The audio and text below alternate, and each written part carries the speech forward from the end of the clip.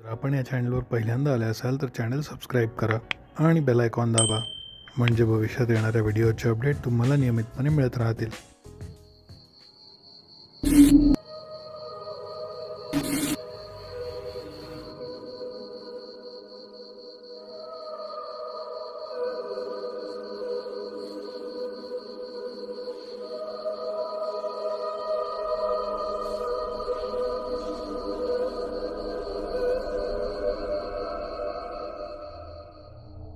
नमस्कार मित्रांनो, शोध रहस्याचा या चॅनलवर आपल्या सर्वांचं पुन्हा एकदा स्वागत आहे. आज आपण जी कथा ऐकणार आहोत ती आपल्याला आपल्या चॅनलचे सबस्क्रायबर विनीत क्षीरसागर यांनी पाठवली आहे. विनीत यांनी याआधीही आपल्या चॅनलला 2 स्टोरीज दिल्या होत्या. त्यांची लिंक मी डिस्क्रिप्शनमध्ये दिली आहे, तुम्ही त्या ऐकू शकता. चला तर मग कथेला सुरुवात करूया. रोजगार या शहरामध्ये टाके नावाचं एक पोएट्री फार्म होतं. त्या पोएट्री फार्मचे मालक होते सुरेश टाके. अत्यंत गरीब कुटुंबातील व्यक्ती, पण त्यांनी आपल्या दमावर हे पोएट्री फार्म खूप मोठं केलं होतं. ह्याचं त्या शहरात बरंच नाव झालं होतं. त्याचबरोबर जिल्ह्यातही ह्या पोएट्री फार्मला बरीच ओळख होती. पोएट्री फार्मबरोबरच सुरेश हे चिकन आणि मटण सप्लायसुद्धा तेथे करायचे. त्यांच्या गावामध्ये त्यांचं दुकान खूप प्रसिद्ध होतं. त्यांच्या जिल्ह्याच्या ठिकाणी चिकनसाठी फेमस असलेलं एक रेस्टॉरंट होतं. ते खरं तर आंतरराष्ट्रीय दर्जाचं रेस्टॉरंट होतं आणि त्यांना मोठ्या प्रमाणावर चिकनची गरज असायची. सुरेश टाके ह्यांना एक दिवशी त्यांच्याकडनं फोन आला आणि त्यांनी ह्यांना जवळपास 100 किलो चिकनची ऑर्डर दिली. सुरेश खूप खुश झाले, कारण ती रेस्टॉरंटची चेन खूप मोठी होती आणि त्यांच्याकडनं बक्कळ पैसेही सुरेशला मिळणार होते. तारीख ठरवण्यात आली आणि सुरेशनी डिलिव्हरी द्यायचे कबूल केले. त्यांनी सुरेशच्या अकाउंटवर ॲडव्हान्स देखील पाठवली आणि सुरेशचा आनंद गगनात मावेनासा झाला. त्यांना असे वाटले की ही तर आता फक्त सुरुवात आहे. आता नेहमीच यांना आपल्याकडनं चिकन लागणार आणि मग आपण मालामाल होऊन जाणार. त्यांच्या गावापासनं जिल्ह्याचं ठिकाण बरंच दूर होतं. सुमारे 6-7 तासांचा प्रवास त्यांना करावा लागणार होता. ते ड्रायव्हरला म्हणाले, आज तुझ्यासोबत मी सुद्धा येतो, कारण ही पहिलीच डिलिव्हरी आहे. ते खूप जास्त आनंदित होते, त्यामुळे ते ड्रायव्हरसोबत जायला निघाले. त्यांनी रेस्टॉरंट मालकाला फोन केला की सकाळी 7 ते 8 वाजेपर्यंत चिकन तुमच्यापर्यंत पोहोचून जाईल. त्यावर मालकही हो म्हणाला. तो म्हणाला, ठीक आहे, असंही रेस्टॉरंट आम्ही 10 वाजता उघडतो, त्याआधी आमच्यापर्यंत चिकन पोहोचलं तर पुरे आहे. एक छोटा ट्रक घेऊन सुरेश आणि ड्रायव्हर नवीन तांबे असे दोघेजण त्या वाटेने जायला निघाले. काही वेळानंतर ते रोजगार शहराच्या बाहेर सीमेत पोहोचले आणि ते पुढे जाऊ लागले. त्या दिवशी हवा बरीच थंड होती आणि रस्त्याने ट्रॅफिकही दिसत नव्हते. रात्री सुमारे 11 वाजता दोघांनाही खूप भूक लागली, त्यामुळे त्यांनी एके ठिकाणी गाडी थांबवली. ज्या ठिकाणी त्यांनी गाडी थांबवली त्या ठिकाणी एक मोठं अवाढव्य वाढलेलं चिंचेचं झाड होतं. ड्रायव्हरने आपल्या गाडीच्या मागच्या बाजूला ठेवलेला 3 लिटरचा गॅसचा स्टोव्ह काढला आणि त्यांनी तिथेच मॅगी बनवायचे ठरवले. मॅगी वगैरे खाऊन इथेच आजची रात्र काढू आणि पुन्हा प्रवासाला लागू. आपण सकाळी 4-4:30ला जरी निघालो तरी आपण 7 वाजेपर्यंत जिल्ह्याच्या ठिकाणी पोहोचू, असा त्यांचा एकूणच अंदाज होता. त्यांनी तिथेच मॅगी बनवली आणि जेवण वगैरे करून तिथेच त्यांनी चहाही बनवला. नंतर चहा घेत, सिगरेटचे झुरके घेत ते दोघेजणे गप्पा मारू लागले. आता रात्रीचे सुमारे 12:45 झाले होते.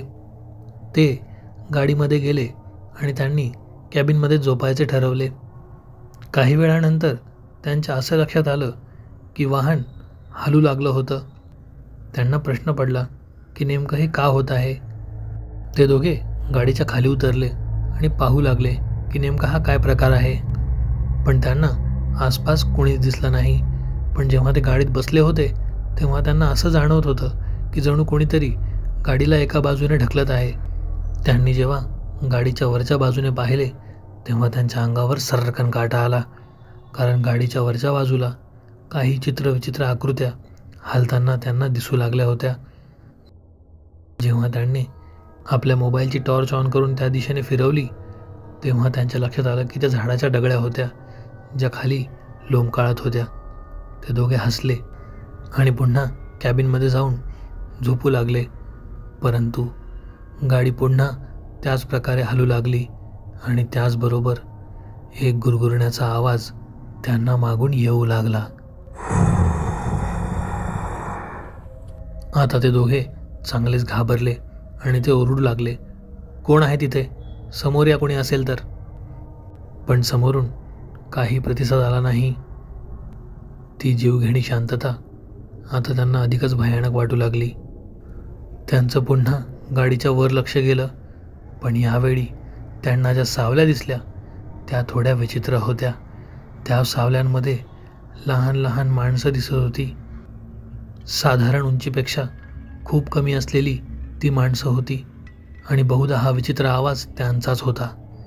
ड्रायव्हर आणि सुरेश दोघेही आता खूप घाबरले होते. तरीही ड्रायव्हरने धीरे एकवटून गाडीच्या वर मागच्या स्टेअर्सनी वर चढून पाहिले, पण वर काहीच नव्हतं. तो जेव्हा वर चढला तेव्हा तिथेही त्याला झाडाच्या फांद्या दिसल्या, ज्या त्याच्या चेहऱ्यावर येत होत्या. त्याच्या चेहऱ्यावर अचानक त्याला खाज जाणवू लागली. तो चेहरा खाजवतच खाली आला आणि म्हणाला, वर तर काहीच नाही आहे, फक्त या झाडाच्या फांद्या आहेत, त्याच हालतायत. घाबरण्याचं काही कारण नाही. पण जेव्हा तो खाली उतरला तेव्हा त्याचा अवतार पाहून सुरेशसुद्धा घाबरले. ते म्हणाले, अरे तुझे डोळे पूर्ण लाल झाले आहेत आणि चेहरा असा का झाला आहे तुझा? तसा तो गाडीच्या आरशात पाहू लागला. खरंच त्याचा चेहरा थोडा सुजल्यासारखा दिसत होता आणि त्याचे डोळे पूर्ण लाल झाले होते आणि डोळ्यातनं पाणी वाहत होतं. त्याने गाडीच्या कॅबिनमधून पाण्याची बॉटल काढली आणि चेहरा धुवून घेतला. शेवटी या सर्व गोष्टींकडे दुर्लक्ष करत त्या दोघांनी झोपायचे ठरवले. दोघेजण कॅबिनमध्ये गेले. आता तो गुरगुरण्याचा आवाजही बंद झाला होता. अशा प्रकारे सुमारे 2:30 वाजता दोघे झोपी गेले. सकाळी 4च्या सुमारास दोघांना जाग आली. दोघं फ्रेश झाले आणि ते त्यांच्या ठरलेल्या ठिकाणी जायला निघाले. त्यांनी ठरवलं की परत येतानाच आता ब्रेकफास्ट वगैरे करूया. सुमारे अर्ध्या तासानंतर ते आपल्या प्रवासाला जायला निघाले. ड्रायव्हरला आता थोडं विचित्र वाटू लागलं होतं, कारण गाडी त्याला कालच्यापेक्षा थोडी हलकी झाल्यासारखी वाटू लागली होती. ड्राईव्ह करताना ह्या गोष्टी त्याला जाणवल्या.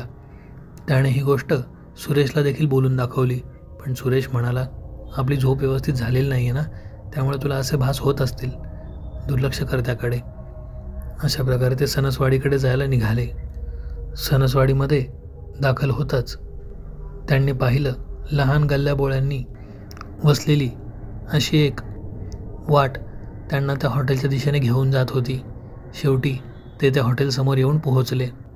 सूर्याची कोवळी किरणे डोळ्यावर पडताच दोघांनाही फार छान वाटले आणि रात्रीची झोप न झाल्यामुळे आलेला थकवा एकदम गेल्यासारखा वाटला. त्या हॉटेलचे कर्मचारी बहुधा त्यांची वाट पाहतच होते.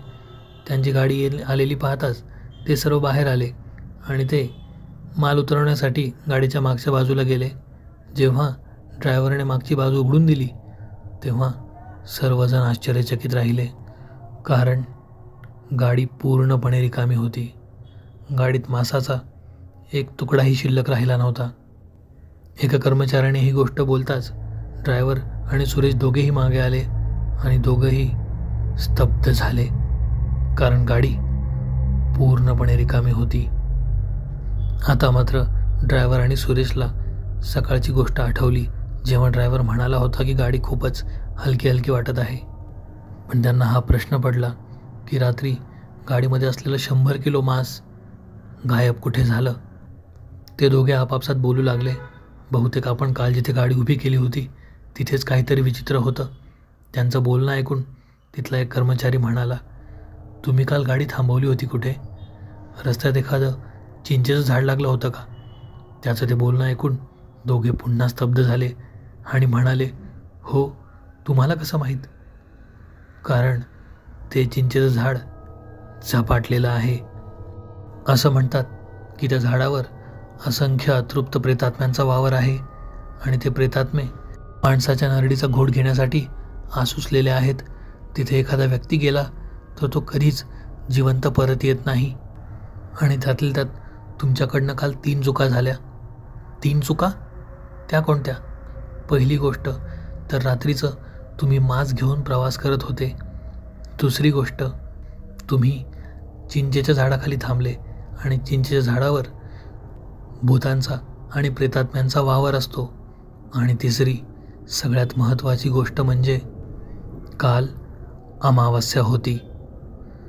त्या व्यक्तीचे हे बोलणे ऐकून नवीन आणि सुरेश दोघांच्या अंगावर सर्रकन काटा आला आणि त्यांना समजले की काल रात्री ज्या सावल्या आपण पाहत होतो त्या प्रेतात्म्याच्या होत्या. तो व्यक्ती पुढे बोलू लागला, तुमचं नशीब बलवत्तर की हे फक्त ह्या मासावर निभावलं. जर तुमच्या गाडीत काल मांस नसतं तर बहुधा तुम्ही आज जिवंत नसता. हा विचार त्या दोघांच्या डोक्यात येताच दोघे सुन्न झाले. हॉटेल मालकालाही हा सर्व प्रकार त्यांनी सांगितला. तोही त्यांच्यावर न चिडता ठीक आहे म्हणाला आणि त्या दिवशी त्यांनी दुसऱ्या कुठून तरी चिकन अरेंज केले.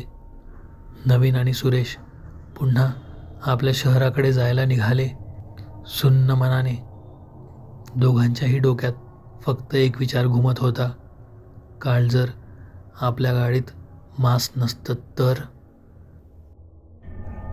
तुम्हाला जर ही कथा आवडली असेल तर व्हिडिओला लाईक करा. व्हिडिओ कसा वाटला हे कमेंटमध्ये सांगायला विसरू नका. जर आपण ह्या चॅनलवर पहिल्यांदा आले असाल तर चॅनल सबस्क्राईब करा आणि बेल आयकॉन दाबा, म्हणजे भविष्यात येणाऱ्या व्हिडिओचे अपडेट तुम्हाला नियमितपणे मिळत राहतील. तुमच्याकडेही अशाच काही कथा किंवा अनुभव असतील तर आम्हाला आमच्या ईमेल आय डीवर नक्की पाठवा. माझा मेल आय डी मी डिस्क्रिप्शनमध्ये दिला आहे. त्याचबरोबर हा व्हिडिओ आपल्या सर्व मित्रांना शेअर करून चॅनलला जास्तीत जास्त सपोर्ट नक्की करा.